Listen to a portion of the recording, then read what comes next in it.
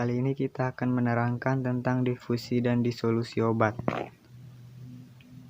Difusi yaitu proses perpindahan massa molekul suatu zat yang dibawa oleh gerakan molekuler secara acak dan berhubungan dengan adanya perbedaan konsentrasi aliran molekul.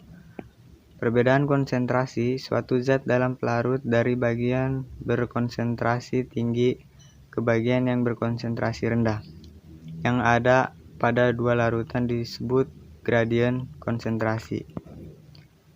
Difusi akan terus terjadi hingga seluruh partikel tersebar luas secara merata atau mencapai keadaan kesetimbangan. Contohnya itu seperti ini proses difusi. Gambar A, segumpal gula dimasukkan ke dalam air. Gambar B, molekul gula akan menyebar. Gambar C, molekul menyebar tetapi belum merata. Dan gambar D, molekul sudah menyebar. Jenis-jenis difusi. Difusi biasa terjadi ketika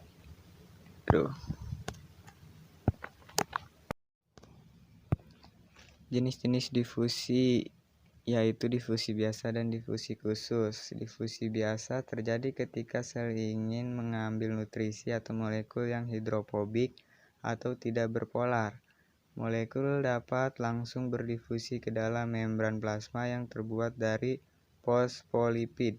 Difusi seperti ini tidak memerlukan energi atau ATP.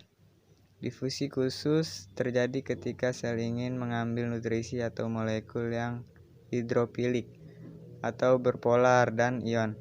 Difusi seperti ini memerlukan protein khusus yang memberikan jalur kepada partikel-partikel tersebut ataupun membentuk dalam perpindahan partikel. Berdasarkan jenis membran yang dilalui, difusi dibagi 3 jenis, yaitu yang pertama difusi molekuler atau permeasi. Adalah difusi yang melalui media yang tidak berpori. Ketika difusi ini bergantung pada disolusi dari molekul yang menembus dalam keseluruhan membran. Contoh, transport teofilin yang melalui suatu membran polimer meliputi disolusi obat tersebut ke dalam membran. Difusi yang melalui pori suatu membran yang berisi pelarut. Difusi ini dipengaruhi oleh ukuran relatif molekul yang menembus membran serta diameter dari pori tersebut.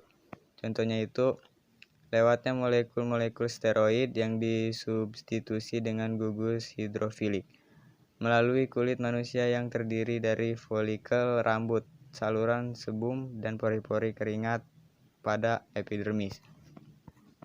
Difusi yang ketiga adalah difusi melalui suatu membran dengan susunan anyaman polimer yang memiliki saluran yang bercabang dan saling bersilang.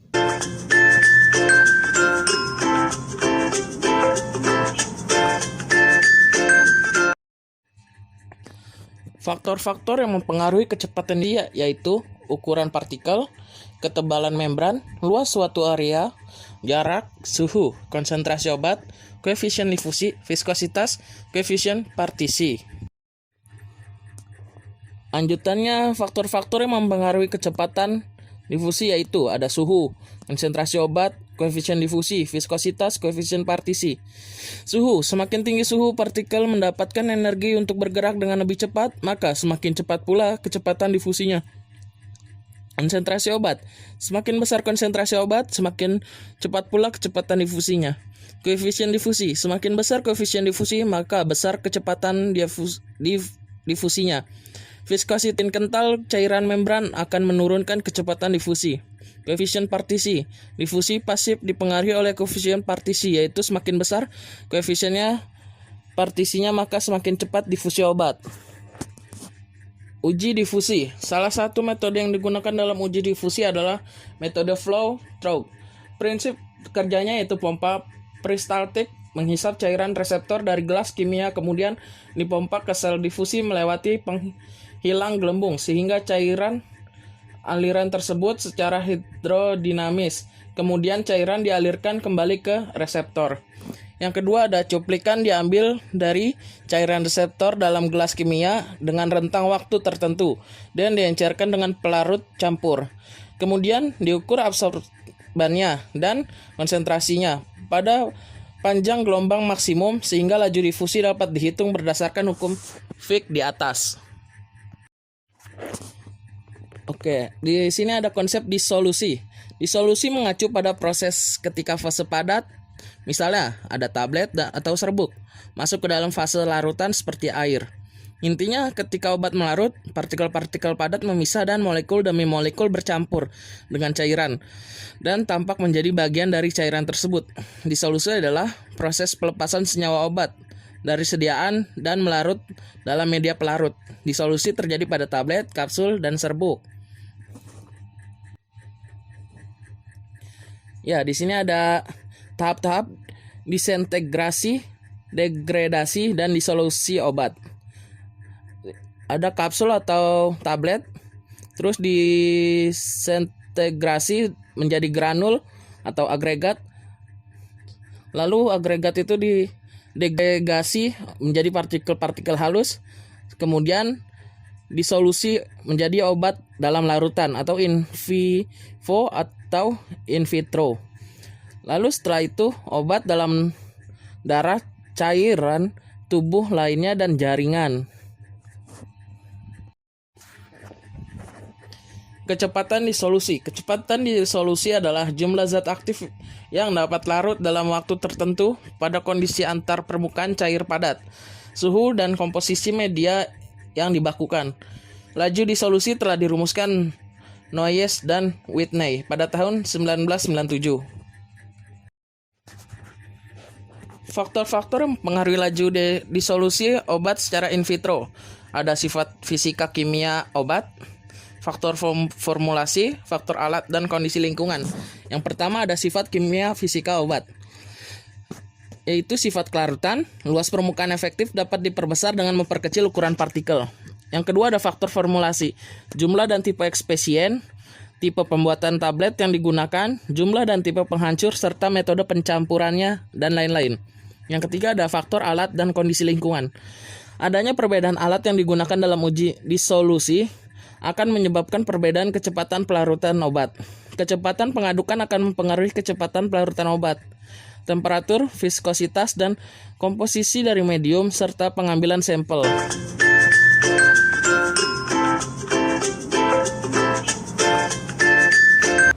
Sifat kelarutan satu polimorfisme. Obat dapat membentuk suatu polimorfis, yaitu terdapat beberapa kinetika pelarut yang berbeda meskipun memiliki struktur kimia yang identik. Dua keadaan amorf. Obat bentuk kristal secara umum lebih keras, kaku, dan secara termodinamika lebih stabil daripada bentuk amorf. Kondisi ini menyebabkan obat berbentuk amorf lebih mudah terdisolusi daripada bentuk kristal. 3. Asam bebas, basa bebas, atau bentuk garam. Obat berbentuk garam pada umumnya lebih mudah larut daripada obat berbentuk asam maupun basa bebas. 3. Pembentukan kompleks, larut, padat, dan campuran ektektikum. Dengan adanya pembentukan kompleks, maka zat yang tidak larut akan dapat larut dalam pelarut. Contohnya kompleks antara I2 dan KI. Sifat kelarutan ada 5. Ukuran partikel. Makin kecil ukuran partikel, maka zat aktif tersebut akan cepat larut. Surfaktan. Dengan adanya penambahan surfaktan sebagai konsolven, maka akan membantu kelarutan zat yang suka larut dalam pelarut dengan mekanisme menurunkan tegangan antar muka. Suhu. Semakin tinggi suhu, maka akan memperbesar kelarutan suatu zat yang bersifat endotermik, serta akan memperbesar harga koefisien zat tersebut. Viskositas. Turunnya viskositas suatu pelarut juga akan membesar kelarutan suatu zat. pH. pH sangat mengaruhi kelarutan zat-zat yang bersifat asam maupun basa lemah.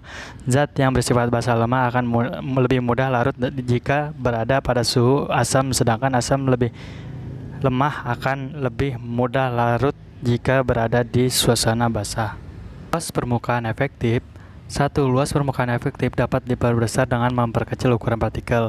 2. Faktor yang mempengaruhi luas permukaan tersedia untuk disolusi, ukuran partikel, dan variabel perbuatan. Faktor formulasi. 1. Jumlah dan tipe eksipien seperti garam netral. 2. Tipe pembuatan tablet yang digunakan. 3. Ukuran granul dan distribusi ukuran granul. 4. Jumlah dan tipe penghancur serta metode pencampuran. 5. Jumlah dan tipe surfaktan kalau ditambahkan serta metode pencampurannya. 6. Gaya pengempaan dan kecepatan pengempaan. Faktor alat dan kondisi lingkungan. A. Adanya perbedaan alat yang digunakan dalam uji disolusi akan menyebabkan perbedaan kecepatan pelarutan obat. B. Kecepatan pengadukan akan mempengaruhi kecepatan pelarutan obat. Semakin cepat pengadukan, maka gerakan medium akan semakin cepat sehingga dapat menaikkan kecepatan pelarut. C. Temperatur, viskositas, dan komposisi dari medium setelah pengambilan sampel juga dapat mempengaruhi kecepatan pelarut obat. Uji disolusi yang diterapkan pada sediaan obat bertujuan untuk mengukur serta mengetahui jumlah zat arti yang terlarut dalam media pelarut yang diketahui volumenya pada waktu dan suhu tertentu menggunakan alat tertentu yang didesain untuk uji tersebut. Peranan uji disolusi. 1. Uji disolusi digunakan untuk dalam bidang industri, dalam pengembangan produk baru, untuk pengawasan mutu, dan untuk membantu menentukan ketersediaan hayati. 2. Adanya perkembangan ilmu pengetahuan seperti adanya aturan biofarmasetika telah menegaskan penting disolusi. 3. Karakteristik disolusi biasa merupakan sifat yang penting dari produk obat yang memuaskan. 4. Uji disolusi digunakan untuk mengontrol kualitas dan menjaga terjamin standar dalam produk tablet. 5. Uji disolusi untuk mengetahui terlarutnya zat aktif dalam waktu tertentu menggunakan alat disolusi tester sehingga bisa menentukan waktu paruh dari sediaan tersebut. Alat uji disolusi yang satu itu tipe dayung dan satu itu tipe keranjang. Tipe dayung untuk bentuk sediaan pada oral, pelepasan segera. Tipe keranjang berputar yang dimodifikasi untuk sediaan suppositoria.